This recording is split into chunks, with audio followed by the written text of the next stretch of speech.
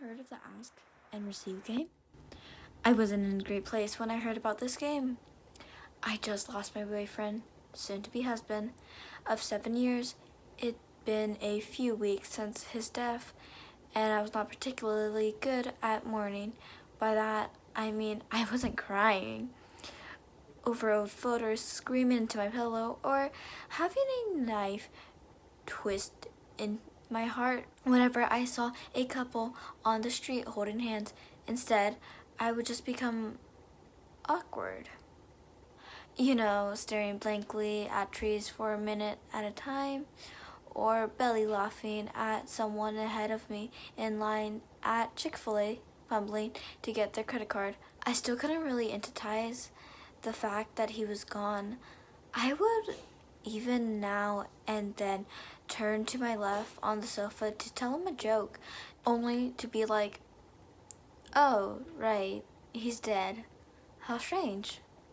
Naturally, my friends were pretty worried about me. Rebecca and Leah had known Ryan as long as I did. Leah had actually introduced us to him as a student she threw a near decade ago. Ryan was pretty much universally loved by everyone in our group, and for good reason. He was compassionate, kind, thoughtful, smart, talented, you name it. Rebecca had often joked that scientists need to figure out a way to clone people so there'd be less douchebags and more Ryans in the dating pool, and Leah, cycling through the series of hot mess boyfriends, would always tease that she was speed running through series mongrel to one day find, quote unquote, a Ryan of her own, end of quotes. My life wasn't perfect, but my relationship was as close to ideal as one can get. Ryan and I generally loved each other's company, always communicated through all our problems, and were excited about our future we were building together. And now I was stranded. There's a lot I've been coming to terms with since his passing. The big thing in the fact that his behavior on the night of his death was, according to the police report, very uncharismatic. He was coming home alone from a late night. He had a lot of alcohol in his system, extra confusing, as he was someone who seemed drunk and had accidentally sped through a red light. Noticing that he was about to drive right into a Penstron, he slammed on the brakes as hard as he could, not realizing that he hadn't fully secured his seatbelt, and then bam, head in steering wheel, and Ryan was dead by the time he'd reached the hospital. Rebecca was the first person I was comfortable with meeting with the following of his death. It was a pretty awkward conversation. Halfway through, she nervously decided to tell me that Ryan had been planning an proposal for me before the crash happened. I could tell she was hyperfixed on my reaction as she broke the news. Would this piece of information warm my heart or break it? As it turned out, the answer was neither. As soon as she finished telling me, I changed the subject and enthusiastically told her about the news arch. I was wearing a flamingo pattern tie on CNN last night. Google tells me this might be depressionism. The weeks went on, with Rebecca and Leah employing different approaches to help me during this disassociated mourning period. Leah deduced that it was probably best to give me some space as I worked through things. Rebecca, on the other hand, rattled off a laundry list of things for me to explore: meditation, journaling, try a new therapist, all things I took a stab at. None of them helped, unfortunately. Finally, during a random coffee date between the three of us, with me now 2 months removed from Ryan's death, Rebecca pitched something different. It's called the Ask and Receive game. She started. It's super simple. You're gonna compose an email, and in it, it's gonna write down 2 things. First, you're gonna explain your current situation. Second, you're gonna describe how you want your situation to change. Who do we send it to? Leah asked. Rebecca pulled out her phone and texted our group chat with the following email address: omitted.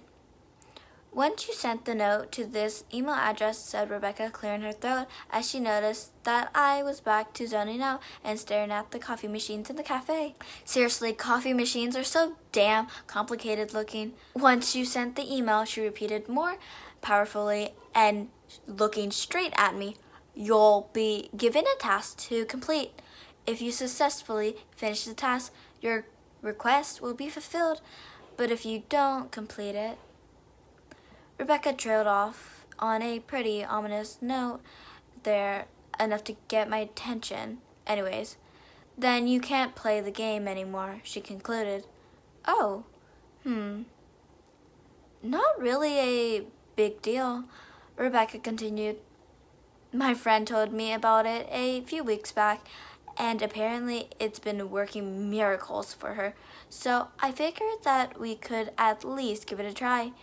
Whatcha say? I could tell that Leah, with her string of romance falling, there was probably an opening to giving it a go. As for myself, I nodded, and I tried my best to act enthusiastically, more to please Rebecca than anything else. The week carried on, and with my inability to feel anything remain, despite my best efforts, each evening was a mindless daze filling with wine, sad YouTube videos, and piss-poor attempts at vlogging about my feelings. I was sick of it. And so I thought, fuck it. Might as well try a new stupid thing. I sat down at my computer, opened up Gmail, pulled out my phone and checked the group chat thread to find the email address Rebecca had shared. I tried my best to recall what the rules of the games were. 1. Write down your current situation. 2. Describe how you want it to change. 3. Get a task. 4. Do the task. 5. Question mark, question mark, question mark. 6. Profit. And that was it, right? I started typing. Subject, ask and receive game. Hi. My friend said it would be a good idea to contact you. My current situation, my boyfriend died a couple months back, and I'm in a weird daze where I don't really feel anything. How I want to change? I want to start feeling again. Please let me know if you can help. Sincerely, Amaya. And there I sat there staring in my inbox, and a hedgehog of songs I didn't care for playing off on the audio-generated YouTube playlist in the background. Ping, ding. That email came through pretty fast. I read the response. Good fortunes. Welcome to the Ask and Receive game. I acknowledge there may be strange feelings associated with your loss. You will be given a task below to help you solve your problem. Your task. You must clean all the windows in your house. I recommend you using a high-quality window cleaner.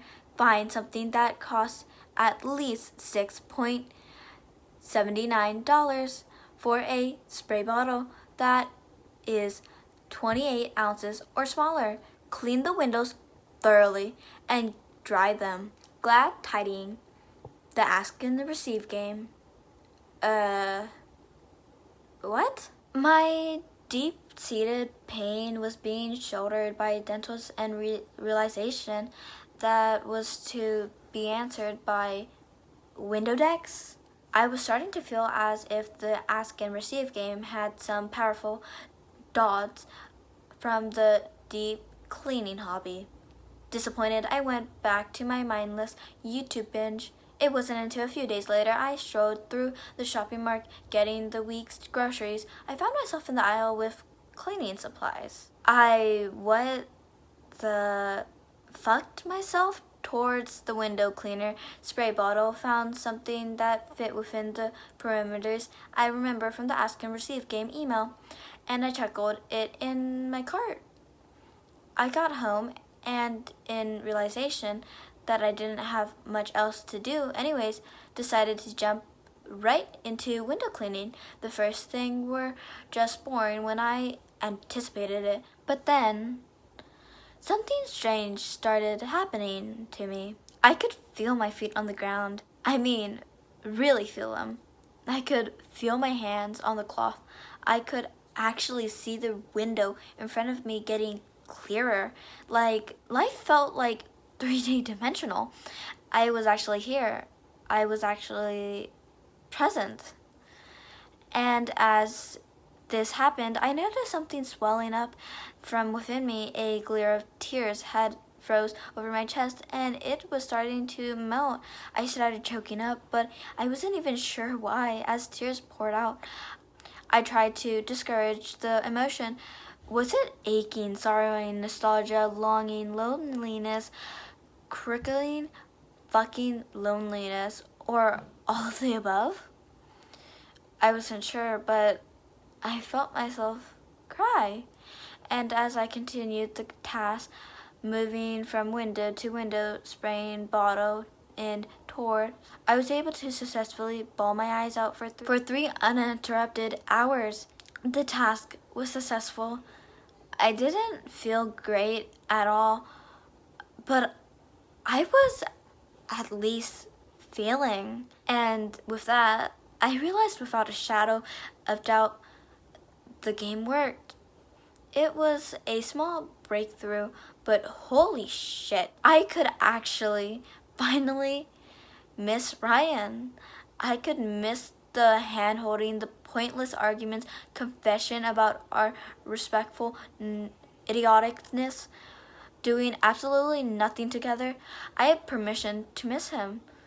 When I saw Rebecca and Leah, I didn't tell them I started playing the game, but I think they could tell by visual of me being a bit more present and a bit more wishful. That I at least started my journey of properly mourning Ryan. I almost completely forgotten about the game after that until I saw the follow-up email in my inbox a few days later. Good fortunes. Well done on completing the task. Should you like, you can continue the ask and receive game. Glad tidying the ask and receive game. Well, part of me felt like I should have been rattling at this game was very clearly showing signs of supernatural ominism. I still decided to bravely forge on ultralizing, the only tool at my disposal that had helped me shake from my funk. I was ready to continue my journey of healing, and so I responded to the email saying, "Hi, my current situation. I'm now successfully mourning the loss of my partner. I'm crying, feeling terrible, and moving through general grief. How I want it to change. I'd like to take action that allows me to start feeling some happiness and hope. Thank you for your help. Sincerely, Amaya."